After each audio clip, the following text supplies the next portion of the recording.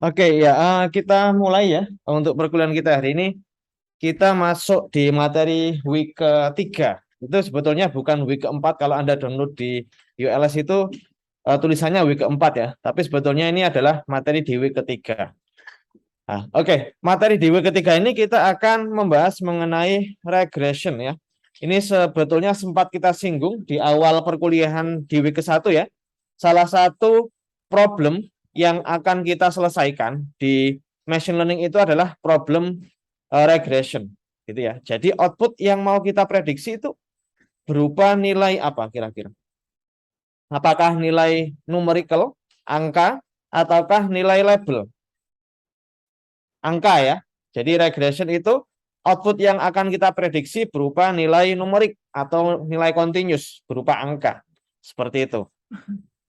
Nah, nanti kita akan belajar salah satu algoritma yang umum digunakan untuk menyelesaikan permasalahan regression, yaitu linear regression dan polynomial regression. Itu dua algoritma yang umum digunakan dan simple juga ya, yang kita gunakan untuk menyelesaikan problem dari regression itu sendiri.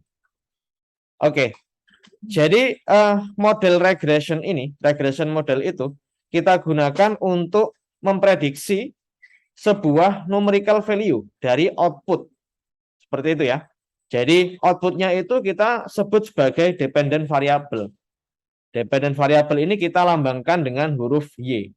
Karena di model regresi ini kita punya dua variabel, dua macam atau dua tipe variabel, yaitu dependent variable dan independent variable. Yang mana Y ini, dependent variable ini, dipengaruhi oleh input features, yaitu sebuah variabel independen. Kita memiliki variabel independen itu bisa lebih dari satu, yaitu X1, X2, dan Xn. Kalau kita analogikan dengan contoh nyatanya, misalnya kita ingin memprediksi harga sebuah properti. Harga sebuah properti itu adalah nilai Y-nya, nilai dependent variabelnya. Nilai outputnya berupa harga properti itu sendiri. Kita sebut sebagai dependent variable karena nilai output itu sangat dipengaruhi oleh nilai input features-nya. Yaitu misalnya harga properti itu dipengaruhi oleh luas dari properti itu sendiri gitu ya. Terus jumlah lantai ya dari properti yang mau kita prediksi harganya atau lokasi dari properti itu sendiri dengan pusat kota. Itu adalah beberapa independent variable yang bisa mempengaruhi nilai outputnya. Gitu ya. Jadi ini penting ya, harus kita pahami di awal bahwa di model regresi itu kita punya nilai yang akan kita prediksi, kita lambangkan dengan nilai dengan variabel Y ya, berdasarkan input fitur yang ada di dataset kita ya, yaitu kita lambangkan dengan X1, X2 sampai dengan Xn. Jumlah atau dimensi dari independent variable ini bervariasi ya, tergantung problem apa yang mau kita selesaikan. Misalnya mau memprediksi harga properti bisa jadi dimensinya berbeda ya, dengan kalau kita ingin memprediksi harga dari bukan properti ya, misalnya kita ingin memprediksi misalnya nilai atau skor mahasiswa berdasarkan performanya. Nah, bisa jadi nanti dependent sama independent variabelnya itu berbeda. Nah, untuk model regresi ini ada dua tipe ya. Yang pertama ini adalah linear regression dan yang kedua ini adalah non-linear regression. Nah, kalau kita lihat di sini linear regression ini problemnya lebih simpel dibandingkan dengan non-linear regression. Jadi model linear regression ini kita asumsikan bahwa relationship antara fitur antara input features ya dengan relationship between the features dan outputnya. Jadi input fitur ini X1, X2 sampai dengan Xn ini relasinya dengan output fiturnya ya dengan output variabelnya itu adalah linear. Nah, jadi relasi antara input features dan outputnya itu adalah linear. Nah, yang mana apa itu linear ya? Apa itu relationship yang linear? Jadi kalau kita bisa tuliskan formulanya ya, hubungan antara Y dengan X itu kalau kita tuliskan formulanya itu seperti ini. Y sama dengan beta 0 ditambah beta 1 dikali X1 ditambah beta 2 dikali X2 sampai dengan beta n dikali xn, yang mana x1, x2, dan xn ini adalah input features-nya, y ini output yang akan kita prediksi, beta 0, beta 1, beta 2, sampai dengan beta n ini adalah model parameter atau bobot pengali kepada input fitur yang kita miliki. Nah, kalau kita lihat tipe linear regression ini tidak ada nilai kuadratik ya di input yang kita miliki. Jadi beta 1 dikali x1, beta 2 dikali x2, beta n kali xn ya, tidak ada nilai kuadratik ya atau pangkat 2, pangkat 3 di dalam formula linear regression ini. Nah, ini kita asumsikan bahwa model itu adalah model yang linear. Kita bisa selesaikan menggunakan model linear regression. Sedangkan untuk non-linear regression ya, jadi modelnya kita asumsikan bahwa relasi antara fitur dengan outputnya adalah non-linear, yang mana kita memiliki nilai beta 1 sampai dengan beta n ya.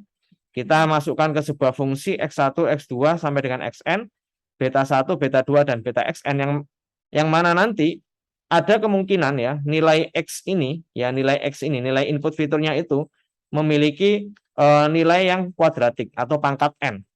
Nah, itu kita sebut sebagai nonlinear regression.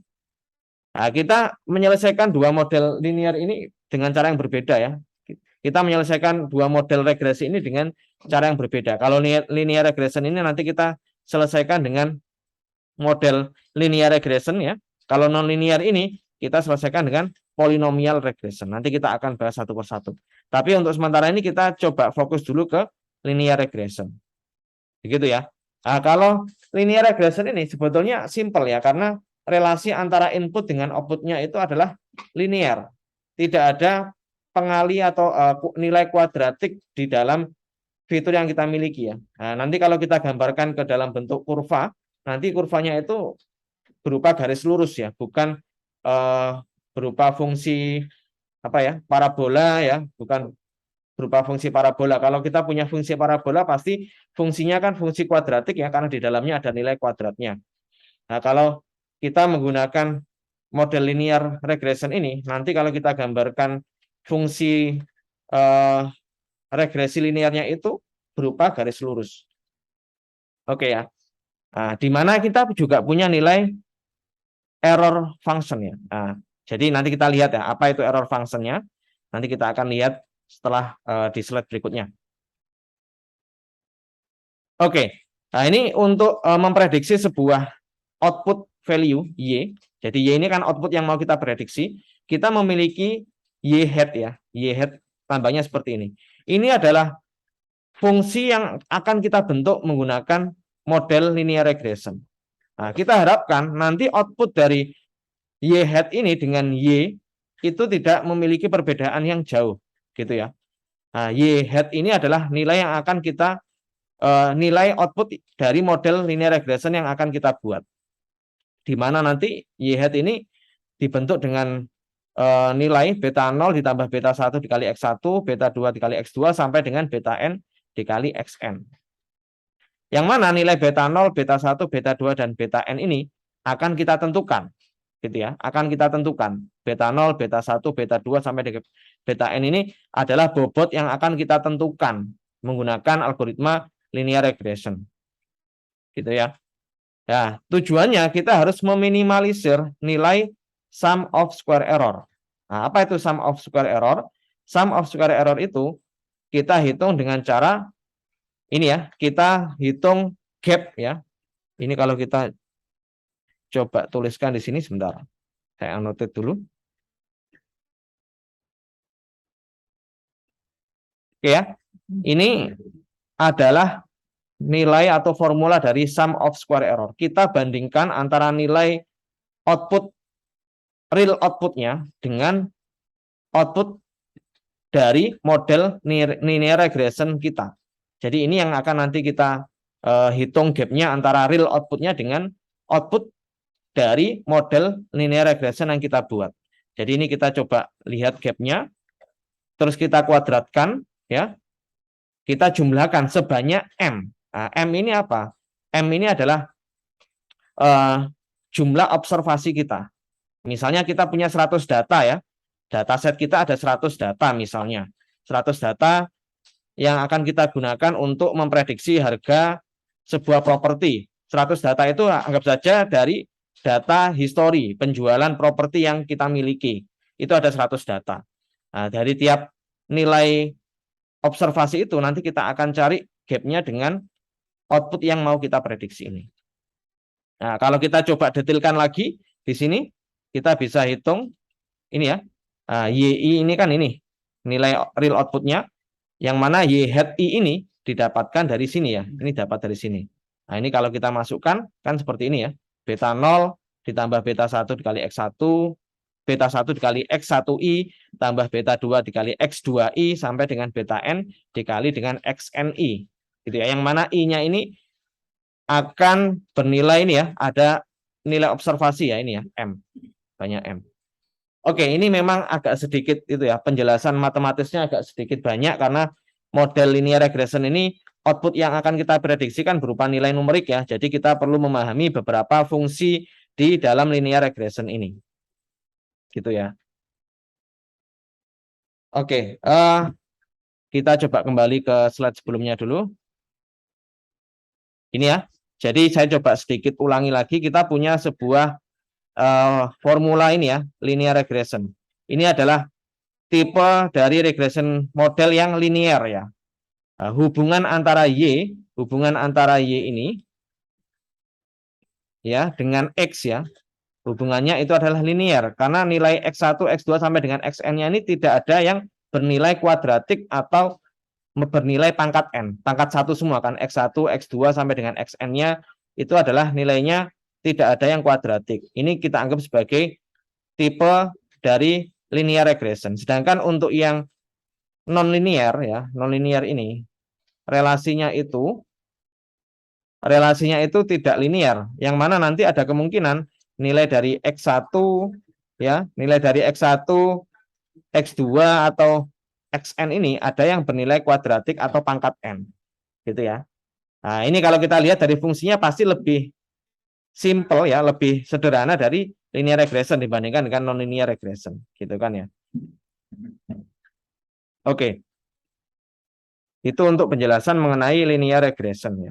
Nah, untuk menilai seberapa bagus model yang mau kita prediksi, ini adalah model yang akan kita buat ya. Ini adalah hasil dari linear regression yang akan kita buat. Yang akan kita lakukan nanti kita akan menentukan nilai beta 0-nya ini. Beta 0, beta 1, beta 2, sampai dengan beta N ya. Ini yang akan kita generate dari algoritma linear regression. Setelah kita generate, kita akan kalikan dengan nilai X1, X2 sampai dengan Xn, yang mana ini adalah features-nya. Terus kita jumlahkan, kita mendapatkan nilai Y hat. Nah, Y hat ini setelah kita dapatkan nilainya, akan kita bandingkan dengan real output-nya. Ini ya, kita kurangi, terus kita kuadratkan. Terus kita jumlahkan sebanyak observasi kita. Ini adalah jumlah dataset training kita, gitu ya. Ini nanti akan kita hitung gap-nya, terus kita jumlahkan, kita dapat yang namanya sum of square error. Oke, mungkin sampai sini dulu ada pertanyaan. Kalau ada yang masih kurang jelas, silakan. Ya. Memang agak sedikit itu ya penjelasannya, banyak equation matematikanya, tapi sebetulnya nanti simpel. Linear regression ini simpel karena kita hanya membentuk sebuah model yang digunakan untuk memprediksi atau mengenerate nilai beta 0. Beta 0, beta 1 sampai dengan beta N itu adalah bobot pengali terhadap input fiturnya. Kalau kita punya input fiturnya itu ada 5, berarti bobotnya ada 6. Kenapa kok 6? Kan ada beta 0-nya. Beta 0 itu bias, nilai bias. Ya. Nilai bias beta 1 dikali dengan X1, beta 2 dikali X2, sampai beta N dikali Xn. Nah, yang akan kita prediksi, yang akan kita generate nanti adalah nilai betanya. Nilai beta itu kan kita nggak tahu. Nah, nanti dari model linear regression ini kita akan mendapatkan nilai betanya. Setelah kita mendapatkan nilai betanya, kita kalikan dengan tiap input fiturnya. Beta 1 kali X1 sampai dengan beta N dikali Xn, dan kita tambahkan dengan nilai beta 0. Setelah itu kita dapatkan sebuah nilai prediksi, yaitu Y hat. Y hat itu nanti kita akan bandingkan dengan nilai real output-nya. nilai Y-nya. Kita gunakan salah satu perhitungan performance-nya ya. Kita bisa gunakan yang namanya sum of square error. Nah, setelah dapat sum of square error, pertanyaan saya, semakin besar nilai SSE, maka model linear regression kita semakin baik atau semakin buruk? Buruk ya, karena apa? Perbedaan antara real output-nya dengan output yang kita prediksi sangat tinggi gitu kan ya. Kalau semakin tinggi berarti ya semakin model regresi kita masih belum optimal gitu ya. Kalau semakin kecil atau mendekati 0 atau bahkan 0 berarti model kita memang bisa memprediksi 100% betul gitu ya. 100% sama persis dengan nilai output yang ada di dataset kita. Nah, nilai sum of square error ini kita hitung untuk tiap observasi. Apa itu observasi? Misalnya kita punya history sebanyak 100 data penjualan properti. Anggap saja kita punya 100 data gitu ya, berarti ada 100 row gitu kan ya. Tiap row itu menunjukkan observasi, sampel. Kita bisa sebut sebagai sampel atau observasi. Nah, kalau kita ingin menghitung nanti model kita itu bagus atau tidak ya, berarti kalau kita punya 100 data, ya berarti kita bandingkan. Tiap data itu sebanyak 100 kita cari nilai perbedaannya, sum of square error-nya, terus kita jumlahkan semua. Nah, sum of square error itu adalah penjumlahan square error dari tiap observasi kita jumlahkan semua, kita dapatkan yang namanya sum of square error untuk dataset kita. Gitu ya. Nah, ini sebetulnya perhitungannya seperti itu. Nah, bagaimana cara menghitung beta 0, beta 1, beta 2 sampai dengan beta n ini? Nah, itu yang akan kita pelajari di linear regression ini. Dan juga itu ya, polynomial regression. Kalau untuk polynomial regression itu kita gunakan untuk menyelesaikan problem yang non-linear ya. Jadi non-linear itu kalau kita coba gambarkan kurvanya nanti, Y-nya itu bukan berupa garis lurus ya, tapi berupa bisa jadi kayak kurva parabola atau kurva parabola ya. Seperti itu, nanti kita coba lihat. Oke.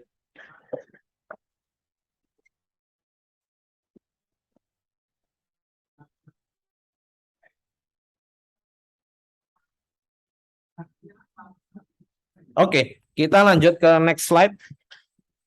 Oke ya, ini adalah kurva dari linear regression. Nah, linear regression ini seperti apa? Kita lihat, kita punya dataset observasi. Ini kita punya sumbu X ya, kita lihat dulu kurvanya. Kita punya sumbu X dan punya sumbu Y ya. Sumbu Y ini adalah output yang akan kita prediksi berdasarkan input fitur yang kita miliki. Asumsinya, karena kita di gambar ini hanya punya satu nilai X ya. Ini hanya untuk asumsi saja, karena kalau sebetulnya nilai X-nya banyak, kurvanya bukan 2 dimensi seperti ini ya, bisa jadi 3 dimensi gitu ya. Tapi di sini anggap saja kita punya nilai X ya, dan punya nilai Y. Ya, X ini mempengaruhi Y. Nah, input fiturnya ini kita asumsikan hanya satu saja. Anggap saja ini adalah umur, ini adalah tinggi badan kayak gitu misalnya ya. Semakin panjang umurnya, semakin tua orangnya, anggap saja bisa jadi dia semakin tinggi kan ya. Walaupun memang dalam satu titik dia nilainya akan stagnan ya, karena tinggi badan manusia bisa jadi akan berhenti setelah umur 18 tahun gitu ya. Tapi ini asumsinya saja, semakin besar nilai X maka semakin besar nilai Y-nya. Itu salah satu studi kasusnya untuk menghitung tinggi badan ya, memprediksi tinggi badan. Atau mungkin ini X-nya bisa kita anggap ini adalah area dari properti, luas area dari rumah. Terus Y ini adalah harga dari rumah itu. Yang mau kita prediksikan harganya. Logikanya semakin besar nilai X-nya, semakin luas rumahnya, maka harganya juga akan semakin tinggi gitu kan ya. Nah, ini adalah, anggap saja ini adalah problem dari linear regression. Kita punya poin di sini. Ini poin ini. Ini adalah observasi kita. Misalnya rumah dengan luas area sekian itu harganya sekian, rumah dengan luas area sekian harganya sekian. Ini bisa jadi naik turun kan ya, enggak benar-benar fit ya. Nah, ini kita punya data point. Ini adalah observasi yang kita miliki, gitu ya. Nah, yang kita lakukan, kita akan membentuk sebuah model linear regression. Ya, model linear regressionnya ini itu adalah ini ya, garis biru ini yang akan kita bentuk. Ini adalah Y head-nya. gitu ya. Nah, kita punya betanol ya. Betanol itu adalah bias ya. Betanol itu biasnya. Kalau Anda ingat dulu waktu belajar di matematika SMA ya, kalau kita punya sebuah fungsi Y sama dengan AX plus B ya, atau B plus AX gitu ya. Nah, betanol ini kalau kita lihat di sini, semakin besar nilainya, maka dia akan menaikkan garisnya gitu kan ya. Dia akan menaikkan garisnya. Kalau betanolnya, anggap saja betanolnya itu 2 itu letaknya di sini. Kalau betanolnya 3 itu di sini gitu ya. B1 ini, beta 1 ini, itu adalah tingkat kemiringannya. Nah, kemiringan dari kurva linearnya ini sendiri, garis linearnya. Kalau semakin besar, maka dia akan semakin apa ya? Semakin sudutnya akan semakin besar gitu ya. Sudutnya akan semakin tinggi. Kalau kita gambarkan misalnya di sini, anggap saja kalau beta satunya itu nilainya nilainya 2 itu segini ya. Kalau nilainya 3 bisa jadi nanti gini. Kalau 4 itu semakin tinggi kayak gini. Jadi kayak tingkat sudut kemiringannya. Sedangkan untuk epsilon ini adalah nilai errornya.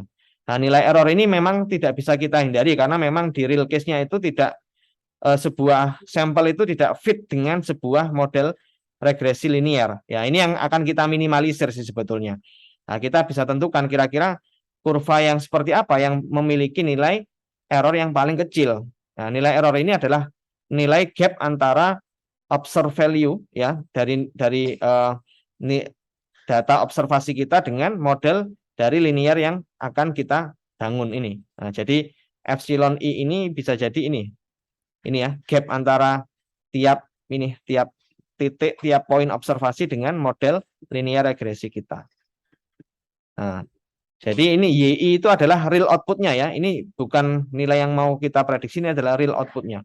Nah, karena ada nilai E ini, maka memang tidak semua model regresi kita itu bisa fit ya dengan tiap observasi yang kita miliki ya. Bisa jadi ada ini ya, ada errornya gitu kan ya. Seperti itu. Nah, kan kita pengennya kayak gini ya, harusnya kan kayak gini ya.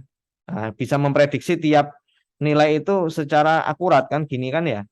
Nah, tapi kalau model regresi linear, ingat di model regresi linear itu kita tidak punya nilai pangkat n di nilai input fiturnya ya. Kita nggak bisa membentuk nilai kurva seperti ini ya. Nih. Yang bisa kita lakukan, kita akan membentuk sebuah garis linear seperti ini. Nah, garis linearnya ini walaupun memang tidak fit 100%, tapi dia bisa mendekati nilai observed value-nya kan ya. Ya ini yang mau kita bangun ini ya, nilai garis linearnya kan bisa jadi seperti ini garisnya kan ya, bisa jadi nanti yang efektif seperti apa, apakah seperti ini gitu ya, apakah seperti ini ya, ya kita bisa tentukan dengan menyeting nilai beta 0 sama beta satunya ini. Oke. Jadi kurang lebih seperti itu ya. Mungkin ada pertanyaan dulu sebelum saya lanjut. Kalau ada yang masih bingung silakan ya. Ya yang kita lakukan nanti akan ini ya, meletakkan nilai garisnya itu seperti apa dengan setting nilai beta 0 sama beta satunya. Kalau kita hanya memiliki satu fitur. Ingat, ini hanya untuk contoh saja. Sebetulnya di real case-nya nanti kita punya lebih dari satu input kan ya untuk memprediksi harga rumah. Bisa jadi inputnya bukan hanya luas tanah saja, bisa jadi jumlah kamar ya, jumlah kamar mandi, jumlah lantai dan sebagainya. Tapi untuk memudahkan kita memvisualisasikan model linear regressionnya ini, kita asumsikan kita hanya punya satu input fitur, yaitu anggap saja itu adalah luas rumah. Ya, luas rumah itu adalah sumbu X-nya.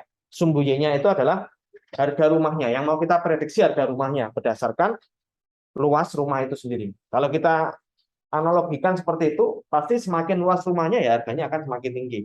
Walaupun tidak 100% seperti itu gitu ya. Jadi ada faktor-faktor yang berpengaruh ya. Harga rumahnya, luas propertinya atau rumahnya itu luas, tapi letaknya di desa kan lebih murah dibandingkan di kota gitu kan ya. Ya itu untuk asumsi saja kita punya satu fitur dan satu output gitu ya yang mau kita prediksi. Outputnya pasti satu. Harga rumah itu yang mau kita prediksi kan. Seperti itu.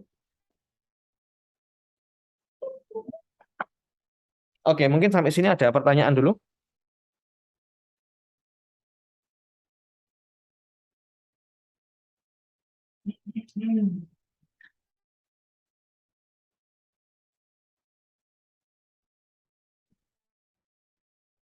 Oke, kalau tidak ada, saya lanjut ke slide berikutnya ya. Nah, ini adalah perhitungan least square method ya.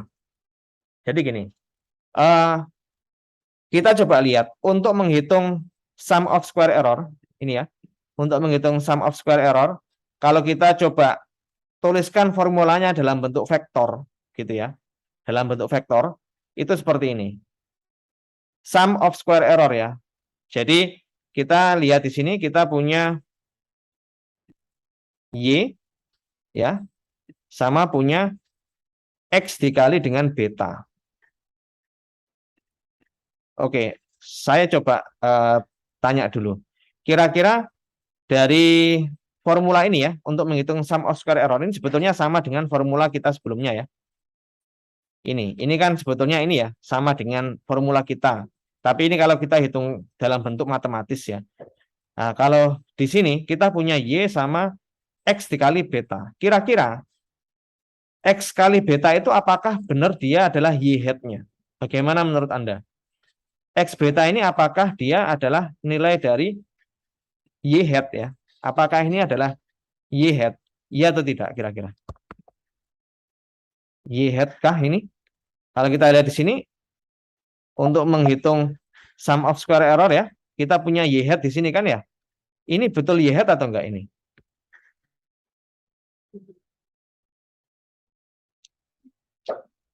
Iya ya. Iya, karena Y hat itu sebetulnya kan kita dapatkan dengan cara mengalihkan input fiturnya dengan beta, bobot kan ya. Oke. Nah, ini kalau kita lihat di sini Y itu adalah nilai real outputnya dari observasi yang kita miliki Y1, Y2 sama dengan YM. X ini adalah input fiturnya. X1, X2 sampai dengan XN. Kenapa ada satu di sini? Ada yang bisa menjawab? X ini kan dia kumpulan fitur kan ya? X1 ini adalah independent variabelnya. X1, X2 sampai dengan XN. Terus beta itu adalah bobotnya. Beta 0, beta 1, beta 2 sampai dengan beta N.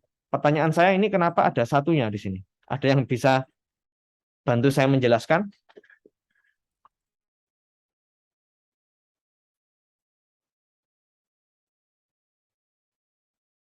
Seperti biasa, nanti yang bisa menjawab dapat poin ya. Saya catat nanti.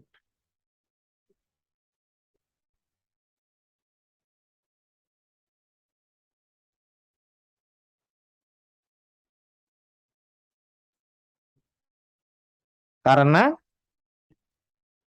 ada yang tahu? Oke, kita coba kembali lagi ke sebelumnya. Ini kan ada, mana tadi rumusnya? Y hat ini kan ya, kita kan menghitung Y hat. Ada beta 0 tambah beta 1X ditambah beta 2X2 ditambah sampai dengan beta N kali XN. Nah, kalau kita kalikan ini ya, ini kalau kita kalikan, nah, X dikali B transpose ya. X dikali B transpose. Ingat, ini adalah perkalian dot produk ya. Dot produk di sebuah vektor itu menghasilkan sebuah nilai. Kalau kita lihat di sini, ini kan X ya. X itu bentuknya seperti ini. X ya. Dia bentuknya vektor satu dimensi dengan n dimension ya. Sedangkan beta ini juga n dimension, tapi kalau kita transpose-kan, jadi dia bentuknya vertikal kayak gini. Nah, ingat kalau perkalian matriks ya, perkalian dot ya, itu kalau kita, ini kan kita punya beta ya, nilainya beta 0, beta 1 sampai dengan beta n. Jadi ini kalau kita gambarkan, di sini kita punya nilai 1, terus X1, X2 sampai dengan XN, gini kan ya. Terus untuk beta 0-nya ini berarti B0, B1, B2 sampai dengan BN ya. Sampai dengan titik-titik BN, gini kan ya. Nah, kalau kita perkalian dot produk itu ya ini Ini kita kalikan dengan ini kita kalikan beta 0 kalikan 1 dikalikan beta 0. Terus X1 dikalikan B1. X2 dikalikan B2 sampai dengan Xn dikalikan dengan Bn. Hasilnya seperti apa? Nah, hasilnya kan ini sebetulnya. XB ini adalah Y hat tadi kan ya. XB ini adalah Y hat ya. Nah, kalau kita coba gambarkan tadi, nah, hasilnya adalah Y hat itu ya. Itu sama dengan beta 0 ditambah beta 1 dikali X1 ditambah beta 2 dikali X2 X1 ditambah titik-titik sampai dengan Bn dikali dengan Xn. Gini kan ya. Ini kan sama dengan ini tadi. Ya kan? Beta 0, beta 1 kali X1 ditambah beta 2 dikali X2 sampai dengan beta N dikali Xn kan ya. Nah, sebentar. Saya coba hapus dulu. Jadi, sum of square error ini, kalau kita tuliskan formulanya dalam bentuk perkalian matriks atau vektor ya, itu jadinya seperti ini. Y dikali dengan X beta ditransfuskan dikali dengan Y dikurangi X beta. Ingat ya, ini kita harus transfuskan. Karena kalau kita nggak transfuskan kan nanti nggak bisa kita kalikan ya. Nah. Ingat kalau perkalian vektor itu misalnya kita punya nilai seperti ini. Vektor ya, perkalian vektor atau matriks ya. 1 dikali N, 1 dimensinya nggak saja 1 kali N ya. Ini untuk vektor 1. Vektor 2-nya harusnya N dikali 1 kan ya. Untuk agar bisa kita kalikan menggunakan dot product ya. Jadinya kan nanti 1 dikali 1 kan ya. Perkalian matriks ya. Atau contohnya kita punya matriks dengan ukuran 2 kali 3 ya, terus kita kalikan dengan matriks dengan ukuran 3 kali 2. Outputnya kan bakalan menjadi 2 kali 2 gitu kan ya. Nah, tapi di kasus kita ingin mengalihkan sebuah metrik ya atau vektor dengan ukuran 1 kali N dengan N kali 1 gitu kan ya. Kita mainkan dengan transpose ini. Oke. Jadi kalau kita tuliskan dengan persamaan perkalian vektor itu jadinya seperti ini. Mungkin sampai sini ada pertanyaan dulu? Belum saya lanjut. Jadi SSE itu adalah sum of square error. Sama dengan formula yang kita punya sebelumnya ini ya. Sama dengan persamaan yang kita punya sebelumnya ini. Tapi kalau kita gambarkan dalam bentuk vektor jadinya seperti ini. Karena kenapa kita tuliskan dalam bentuk vektor? Karena nilai X itu, X besar, itu adalah kumpulan dari independen variabel, kumpulan dari fitur. Gitu kan? Fitur kita nggak cuma satu. Ya kalau fitur kita cuma satu ya gampang, kita bisa ngitung pakai ini. Tapi kalau fitur kita lebih dari satu ya kita harus punya yang namanya vektor. Gitu kan ya?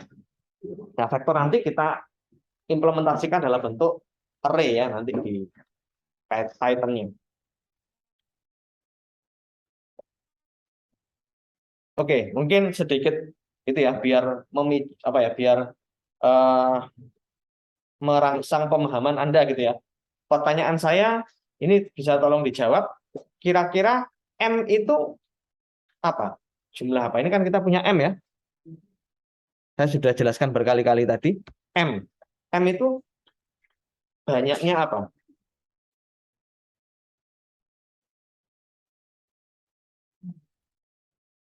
Ya, silakan bisa angkat tangan. Tadi kita punya M gitu kan ya. M itu kira-kira menunjukkan jumlah apa?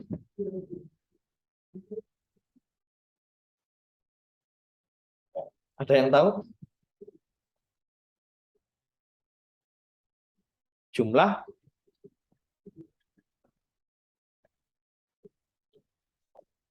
Oke, biar saya ingat nama dari Anda semua juga.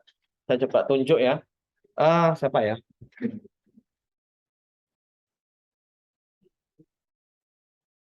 Kalau ada yang tahu, bisa angkat tangan langsung.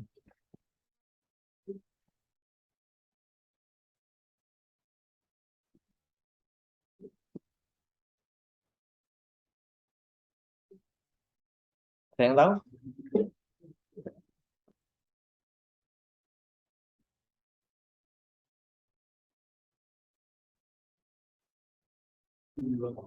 Jumlah observasi ya? Iya, betul. Dengan siapa tadi? Sorry. Coba. Kamu, oh ya. Soalnya kalau ngomong ketutupan nggak tahu yang cara yang siapa. Ya kan? Siapa namanya? Sam. NRP 033. Oke. Jumlah observasi ya. Jumlah observasi itu berarti jumlah apa?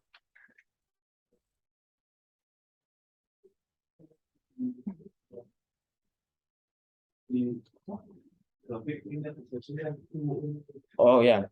Ini kan kita punya ini ya. Punya observasi ya. Kita punya poin nih, data. Ada 1, 2, 3, 4, 5, 6. Berarti kita punya 6 observasi. Observasi itu adalah data yang kita miliki ya. Misalnya kita punya histori penjualan sebanyak 100 rumah gitu ya. Kita sudah simpan ke dalam bentuk tabel. Jadi kita punya 100 observasi. Tiap observasi pasti punya nilai output sama nilai fitur kan ya. Misalnya rumah yang mau kita prediksi adalah harganya. Berarti kita punya list 100 rumah dengan 100 harga itu. Terus anggap saja kita punya 3 fitur. Jadi X-nya ada N-nya. N-nya ada 3 ya. Ini kan kita juga punya N ya di sini. N itu adalah jumlah fiturnya. Misalnya kita punya 3 fitur untuk memprediksi rumah. Rumah tadi harganya adalah dependent variable karena dia dipengaruhi oleh fitur. X1, X2 sampai dengan Xn. Anggap saja kita punya 3 fitur. X1 itu adalah luas rumahnya, X2 itu jumlah kamarnya, X3 jumlah kamar mandi. Jadi kita punya 3 fitur. Gitu ya. Nah, yang kita lakukan nanti kita akan membentuk sebuah model regresi yaitu Y-hat. Ya, Y-hat itu dihitung dengan cara ini. Ini ya. Y-hat itu dihitung dengan cara mengalihkan tiap fitur itu dengan bobot beta.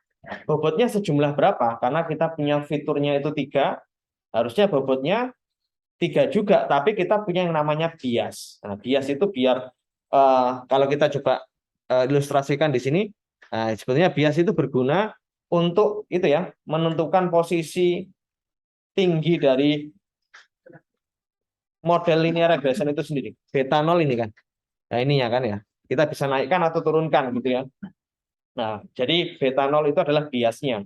Terus beta 1 ya atau beta 2 sampai dengan beta n-nya itu. Kalau ini asumsinya kan kita hanya punya 1 fitur. Jadi gampang visualisasinya ya. Kalau kita punya 3 fitur udah sulit memvisualisasikan dalam bentuk graf seperti ini. Nah, itu sebetulnya beta pengalinya itu beta 1 kali X1 itu menentukan ini ya tingkat sudut dari garis linear yang kita buat ini. Itu kalau kita asumsinya hanya punya 1 fitur. Kalau kita punya 3 fitur atau n fitur sudah sulit nanti kalau kita gambarkan dalam bentuk kurva atau grafik gitu ya. Nah, jadi kita punya X ya dan kita punya beta. Beta ini bobotnya, X itu adalah fiturnya. Nanti kita kalikan X dengan B itu nanti akan menghasilkan nilai Y-hat ya. Jadi 1 dikali beta 0, X1 dikalikan beta 1, X2 dikalikan beta 2 sampai dengan Xn dikali beta N. Kita jumlahkan semua.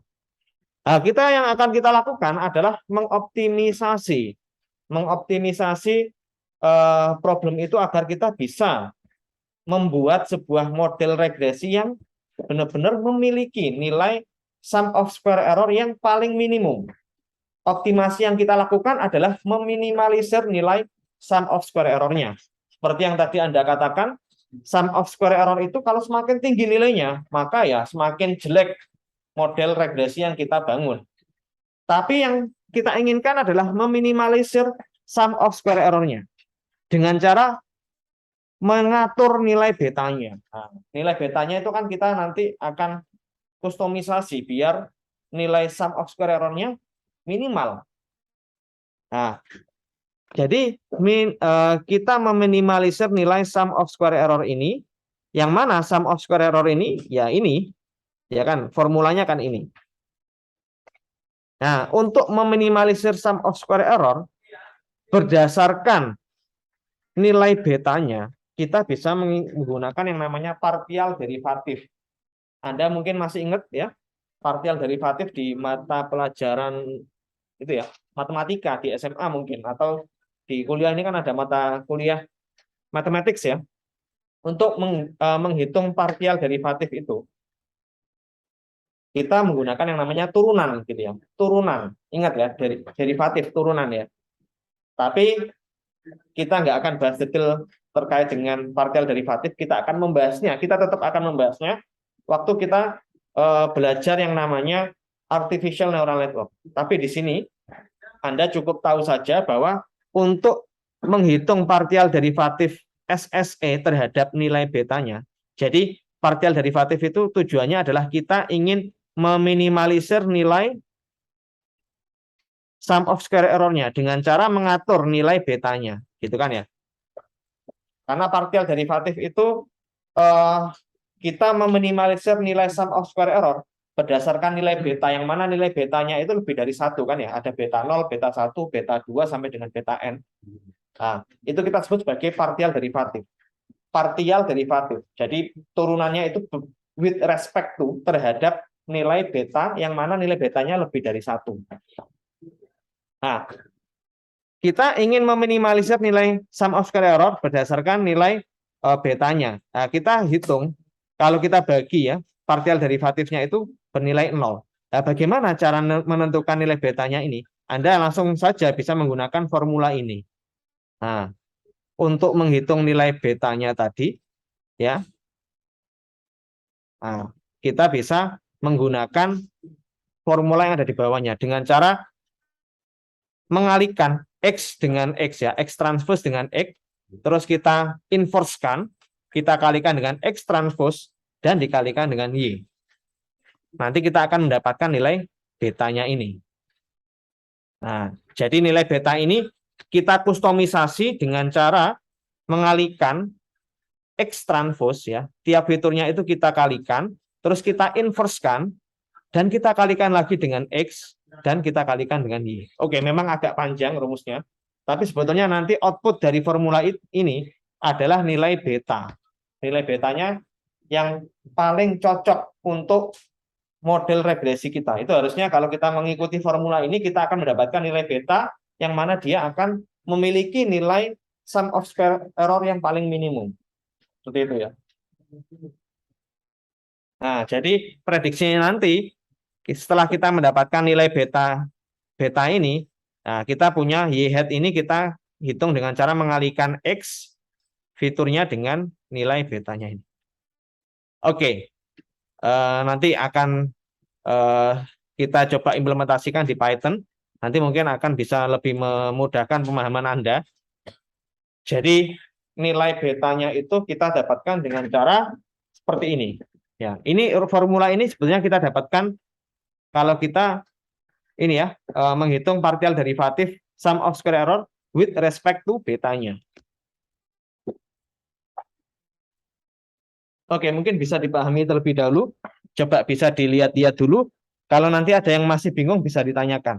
Kalau ada pertanyaan saya sangat senang ya karena itu menandakan bahwa Anda itu ya berusaha untuk memahami. Terus kalau ada pertanyaan berarti ada effort dari Anda untuk berusaha memahami dari formula ini. Silakan kalau ada pertanyaan bisa ditanyakan.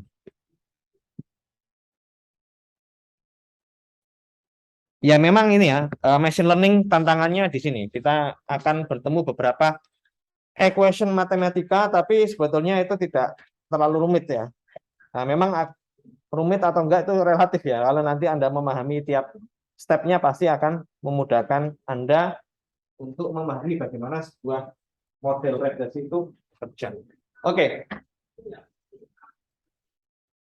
Ya, ini yang nanti akan kita prediksi itu yang akan kita atur adalah nilai betanya, nilai pengali terhadap fitur gitu ya, terhadap independent variabelnya. Itu nanti kita kalikan dengan nilai beta. Setelah kita kalikan dengan nilai beta yang kita dapatkan dari partial derivatif, kita akan mendapatkan nilai prediksi yaitu y hat. Y hat itu nanti kita akan bandingkan dengan nilai real value, real outputnya yaitu nilai y.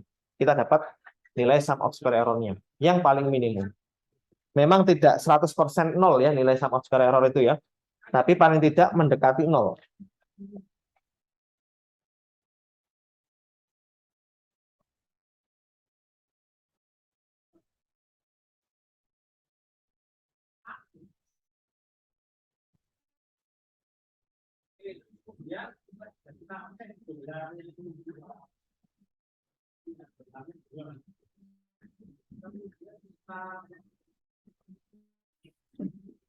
Oke ya, kalau nggak ada pertanyaan, saya coba lanjut dulu ke slide berikutnya.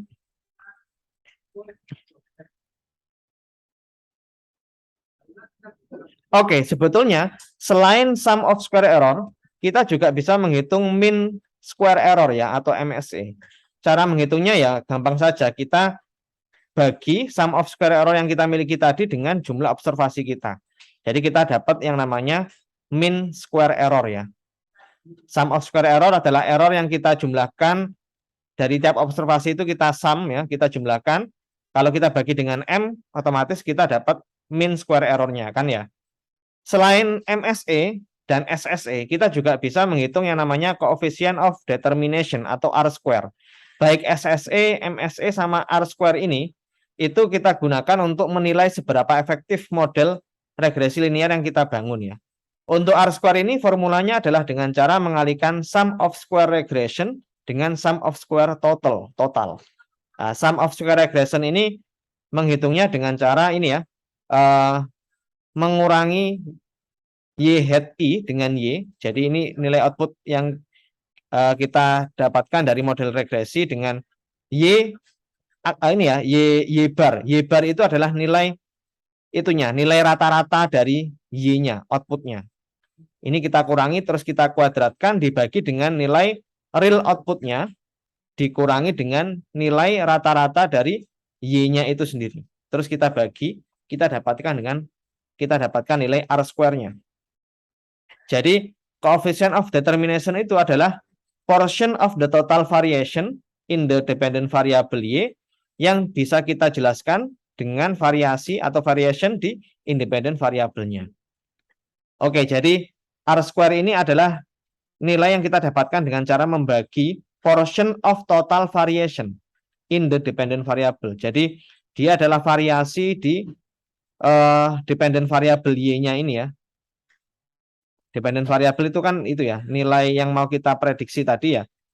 Ini kalau kita hitung SSR-nya itu adalah nilai Y hat I dikurangi dengan Y bar, kita kuadratkan dan kita jumlahkan dibagi dengan nilai YI ya. YI itu adalah real outputnya dikurangi dengan nilai rata-rata dari real outputnya. Jadi Y bar ini adalah nilai rata-rata dari real output ya. Kita kuadratkan dan kita jumlahkan. Nah, nilai R square ini berada di rentang 0 sampai 1. Semakin mendekati 1, maka dia akan semakin bagus sebetulnya. Oke, kalau kita lihat di sini kita punya ini ya, Y hat ini adalah model regresi yang kita bangun. Kita punya Y bar. Y bar itu adalah ini ya, rata-rata dari nilai observasi yang kita miliki. Misalnya tadi ya, kita punya 100 transaction log dari penjualan rumah, kita coba rata-ratakan nilai outputnya atau nilai rumahnya. Ya, harga rumahnya kita rata-ratakan, kita dapat yang namanya Y hat. Y hat ini kebetulan nilainya ada di sini ya, bisa jadi di atas sini juga. Karena sebetulnya kan observasi kita nilainya banyak ya, bukan cuma satu.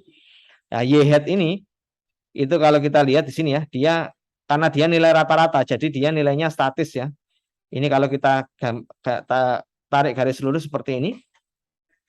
Terus SST, sum of square totalnya, itu adalah nilai gap antara tiap nilai observasi itu terhadap nilai rata-ratanya. Ini sebetulnya kita bisa asumsikan bahwa SST itu adalah semacam kayak nilai variasi ya, variasi di output yang kita miliki gitu ya.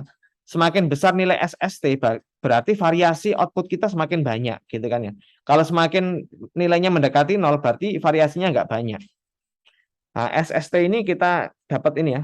Nah, ini ya. Untuk menghitung R square ini SST itu sebagai pembaginya. Sedangkan SSR ini adalah nilai ya gap antara predicted output yang kita punya untuk setiap observasi dikurangi dengan nilai Y bar itu sendiri.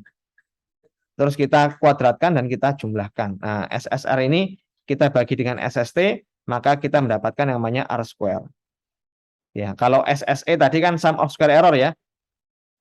Gap antara output value dengan nilai yang mau kita prediksi. Oke, kalau kita mendapatkan nilai R square mendekati 1, ya, itu berarti model regresi linear kita memang benar-benar 100% fit ya, bisa menjelaskan setiap observasi yang kita miliki. Jadi model regresi kita memang benar-benar fit dengan observasi yang kita punya. Sedangkan kalau nilai R-square-nya itu kurang dari 1, tapi lebih dari 0 ya, maka variasi dari observasi yang kita miliki itu sebetulnya tidak benar-benar fit ya dengan model regresi kita, tapi paling tidak kita bisa tahu ya trennya gitu ya, atau hubungan antara X dengan Y-nya itu apakah semakin besar X-nya maka semakin kecil Y-nya atau sebaliknya gini ya. Tapi kalau nilai R-square-nya 0, jadi kita bisa asumsikan bahwa model regresi dari problem yang akan kita selesaikan itu tidak memiliki relationship yang linear, tidak memiliki hubungan yang linear. Jadi kita nggak bisa selesaikan problem ini dengan linear regression. Nah, kita harus pakai yang namanya polynomial regression. Oke, mungkin sampai sini dulu, bisa coba dipahami dulu ya. Kalau ada pertanyaan silakan.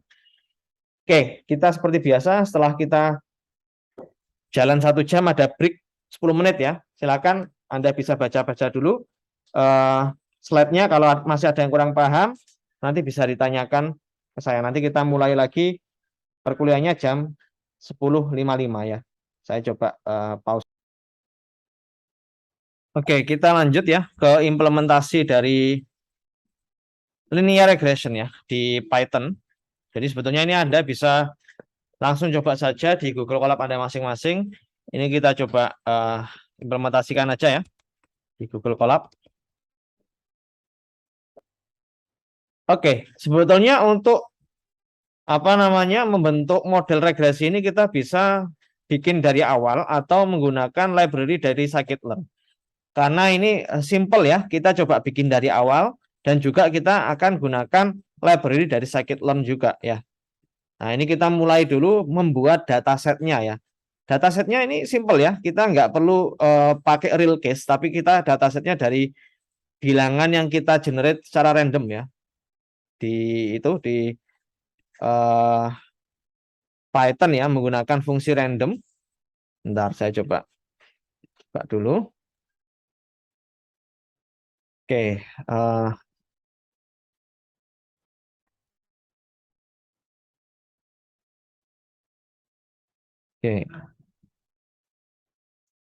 Oke, ini saya coba perbesar. Week 3 KPC.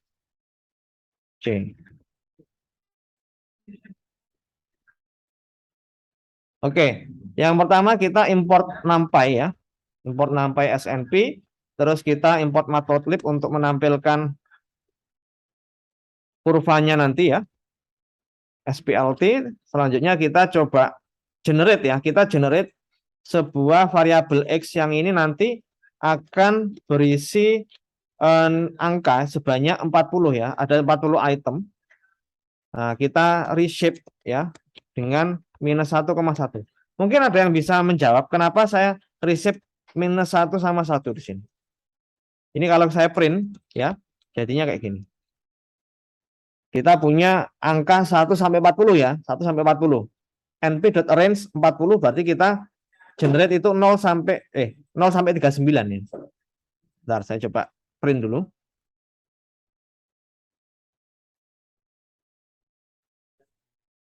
Oke. Nah, 0 sampai 39 ya.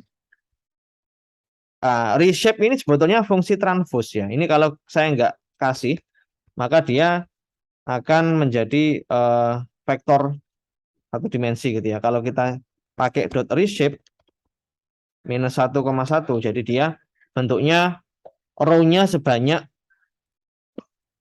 40 ya. Nah, ini kita reshape dulu seperti ini. Oke. Selanjutnya kita coba, karena di dalam fungsi yang kita bangun nanti ada nilai randomnya, kita tentukan random seed-nya itu 1 dulu. Oke. Setelah itu kita coba bikin sebuah variabel E, yang mana E ini itu merupakan fungsi random untuk mengenerate errornya, biar nanti kurvanya itu kalau kita coba lihat di sini ya, tidak benar-benar 100% fit ya, berada di tengah sini. Dia nggak benar-benar fit, tapi dia ada kayak errornya atas bawah gini ya. Dia ada kayak persebarannya. Nah, kita harus generate random variabelnya di sini. np.random menggunakan distribusi normal. Jadi nggak benar-benar random, tapi memiliki distribusi normal. Dengan kita coba atur ya, dengan nilai minimumnya itu 0 sampai 5. Jadi nilai E ini nanti maksimalnya 5, minimumnya 0 ya. Dengan ukuran 40,1 ya. 40,1 karena kita punya tadi datanya kan 40 ya. Nah, kita juga generate randomnya itu juga sebanyak 40 ya, 40,1. Nah, oke. Terus kita hitung nilai Y. Y ini adalah fungsi actual outputnya. Y sama dengan 4 ditambah 3 dikali dengan X ditambah E. Nah, jadi ini nanti akan kita prediksi anggapannya nanti nilai beta 0 sama beta 1-nya harusnya mendekati 4 dan 3 kan ya. Nah, oke. Kita coba gambarkan dulu plt.plot ya. X, Y, X-nya tadi ini nilai X-nya ya, terus Y-nya ini actual outputnya, terus kita kasih pakai ini ya, bintang ini ya. Itunya apa? Plotnya itu dengan simbol bintang. Terus kita kasih labelnya itu X labelnya, yang X-nya itu X ya, yang Y-nya Y. Seperti ini. Terus kita show-kan. Oke, seperti ini.